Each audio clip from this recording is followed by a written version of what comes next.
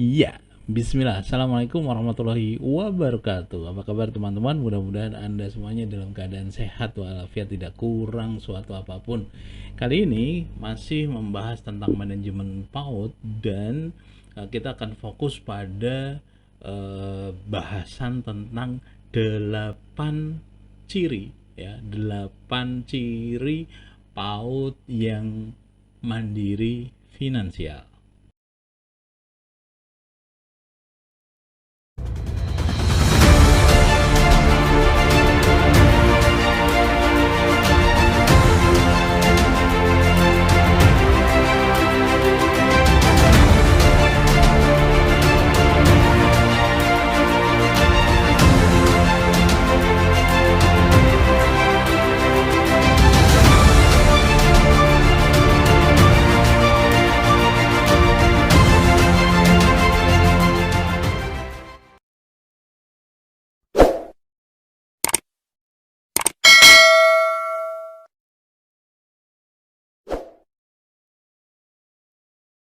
Kenapa ini kita perlu bahas teman-teman? Karena dengan mandiri secara finansial ada banyak keuntungan yang bisa didapatkan oleh lembaga pendidikan anak usia dini. Yang pertama, tentunya kesejahteraan lembaga meningkat.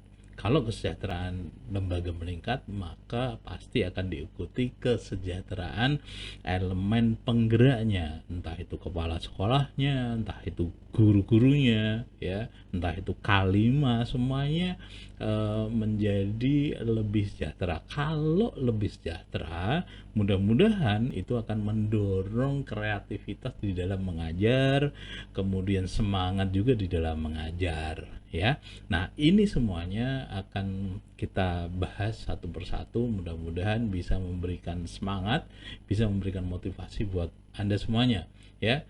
8 itu apa saja? Yang pertama, cirinya adalah ada BOP, tidak ada BOP sama saja, ya. Jadi maksudnya ada BOP, alhamdulillah kita bisa mendapatkan dorongan, kita bisa dapatkan motivasi, support dari pemerintah. Tapi kalau tidak ada, jangan mengeluh, jangan merasa kekurangan, karena kita mempunyai sumber-sumber pemasukan yang lainnya, ya, sehingga kegiatan kita tetap bisa terlaksana.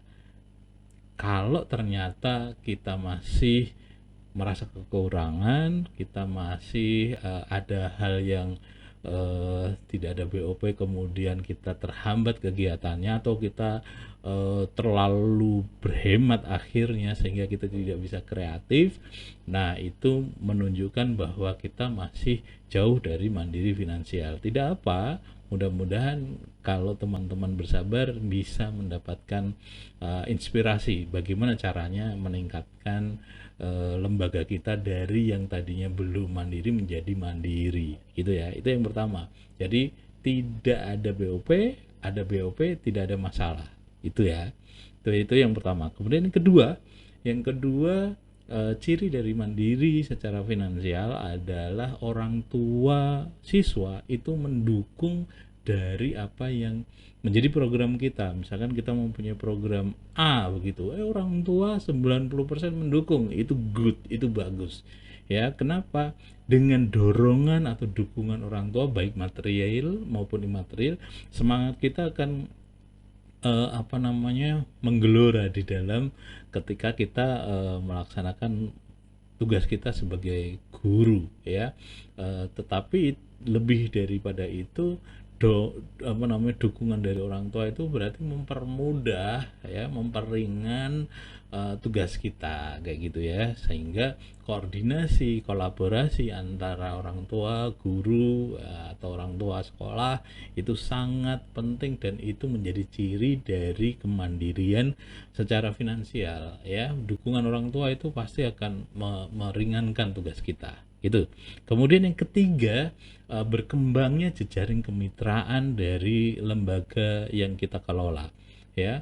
Entah itu jejaring kemitraan sesama kolega, sesama PAUD, ya, itu bagus ya, kita bisa bekerja sama, kita bisa berkolaborasi ya, kita bisa bermitra di antara sesama PAUD ya, tidak gontok-gontokan, tidak rebutan murid, tidak banting-bantingan harga ya. Itu menunjukkan bahwa kita apa namanya, bisa mandiri. Kemudian juga membuka peluang kemitraan dengan lembaga-lembaga lain, misalkan tentunya lembaga apa namanya, dinas yang terkait, misalkan dinas pendidikan, kita mesti kerjasama ya, karena ini tugas bersama ya. Kemudian juga dinas-dinas yang lainnya non edukasi, misalkan dinas perdagangan, dinas koperasi, dinas kependudukan dan lain sebagainya, dinas kesehatan dan lain sebagainya. Itu soal dinas ya. Kemudian kita juga bisa bekerja sama dengan TNI, Polri, Satpol PP ya, bila perlu ya. Semua bisa menjadi teman kita di dalam mendukung program pendidikan yang kita lakukan kayak gitu ya. Kemudian juga bekerja sama dengan pihak-pihak sponsorship, pihak-pihak swasta yang bisa apa namanya, meringankan tugas kita. Semakin kita mempunyai jejaring yang luas, semakin tugas kita akan lebih ringan ya. Kemudian yang keempat teman-teman, yang tidak kalah pentingnya adalah keterbukaan di dalam manajemen ya. Jadi manajemennya itu jangan tertutup ya, sehingga nanti guru, orang tua, semua elemen itu bisa support kepada program yang kita lakukan kayak gitu ya. Dan tentunya manajemennya kalau terbuka cenderung nanti akan bertambah rapi, karena kalau ada hal-hal yang kurang elok, kurang pantas, kurang efektif, kurang efisien, kalau terbuka koreksinya enak ya, koreksinya mudah kayak gitu ya. Kemudian yang kelima teman-teman, ciri dari PAUD yang mandiri secara finansial adalah ini banyak sekali kita temui ya, yaitu kepala sekolah tidak memegang uang. Ini cirinya ya. Kalau kepala sekolah masih merangkap megang uang ya, mencatat segala sesuatunya, ini namanya double job ya. Kalau double job dan double income nggak apa-apa, tapi kalau ini double job aja, income-nya tidak berkembang ya, maka ini menjadi PR. Maka yang harus kita lakukan bagaimana? Yang harus dilakukan adalah membuat struktur kepengurusan yang definitif ya. Kepala sekolah itu akan terengginas, akan cekatan, akan melakukan pengembangan dengan cara yang bagus jika dia tidak mendapatkan beban pengelolaan yang lainnya ya. Misalnya keuangan ya dipegang oleh bendahara atau seksi keuangan kayak gitu ya, sehingga ini akan membuat efektif dan efisien organisasinya ya. Tidak overlapping ya, tidak terjadi kesalahan pencatatan atau hilang catatan atau beda selisih antara pemasukan dan pengeluaran, itu tidak akan terjadi. Kalaupun terjadi itu sangat kecil karena saling mengawasi ya. Bendahara akan bertanggung jawab kepada kepala sekolah akan mengevaluasi bendahara. Itu yang akan dilakukan ya. Jadi yang nomor 5, kalau kita masih double job, maka kemandirian finansial ini akan jauh ya untuk bisa berkembang gitu. Kemudian yang keenam, teman-teman jangan sampai lupa bahwa rencana, anggaran, dan belanja setiap tahun harus disiapkan ya. Jadi di awal tahun ya teman-teman, coba deh mereng-reng atau memprediksi pengeluarannya apa saja untuk beli peralatan, untuk perawatan, kemudian untuk pengembangan, untuk kegiatan outdoor, indoor, dan lain sebagainya. Silahkan itu diprediksikan iuran kayak gitu kan, itu silahkan dicatat. Kemudian kita juga mencatat peluang-peluang sumber pemasukan, sehingga kemudian di akhir tahun kita bisa tahu tuh balance nggak antara pemasukan dan pengeluaran kayak gitu ya. Kalau kita bisa mencatat itu, maka kita akan bisa melakukan pengembangan. Oh, ternyata di akhir tahun kita misalkan balance, alhamdulillah. Ya, kalau terjadi salah satu gemuk, misalkan yang gemuk pengeluaran, berarti catatannya bagaimana kita bisa mengembangkan pemasukan supaya kita bisa balance. Ya, syukur kalau kita bisa menggemukkan pemasukan kayak gitu, sehingga kita bisa punya tabungan, kita bisa mempunyai apa namanya, aset untuk dikembangkan di tahun berikutnya. Itu yang nomor 6, teman-teman, ya. Jadi semuanya semuanya diprediksi ya, dari divisi kesiswaannya, pengeluarannya apa, kerumah tanggaannya, pengeluarannya, humas, kurikulum dan lain sebagainya. Ya, iuran-iuran dan lain sebagainya, itu semuanya dicatat. Gitu ya, teman-teman.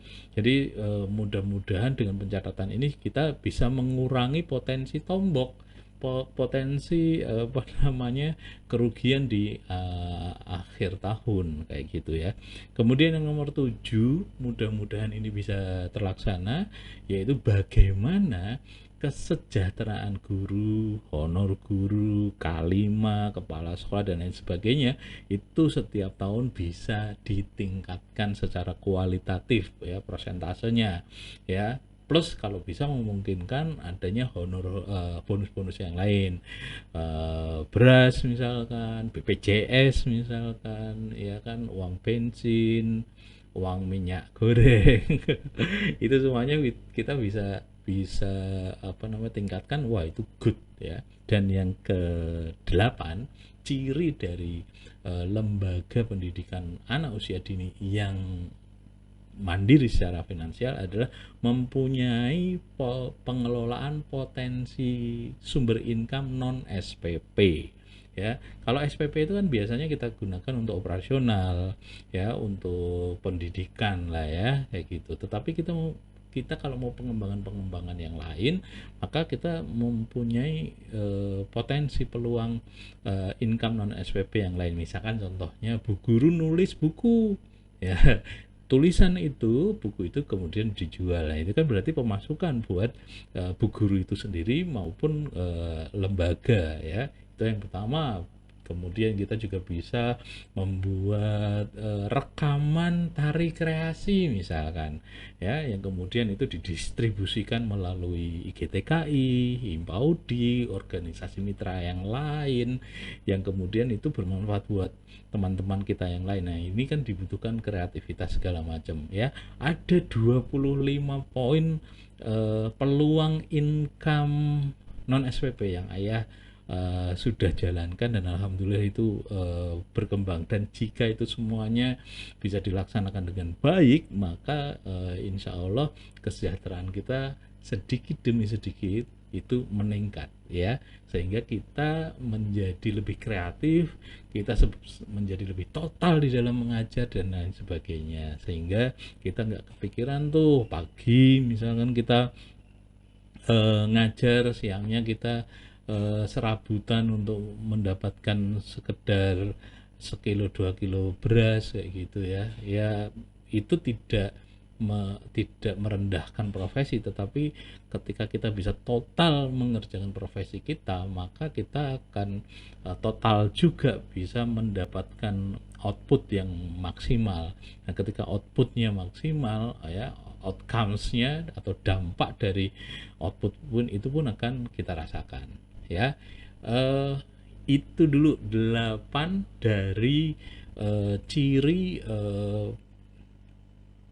PAUD yang mandiri secara finansial. Bagaimana kita bisa ngupayain itu? Tunggu video-video berikutnya. Assalamualaikum.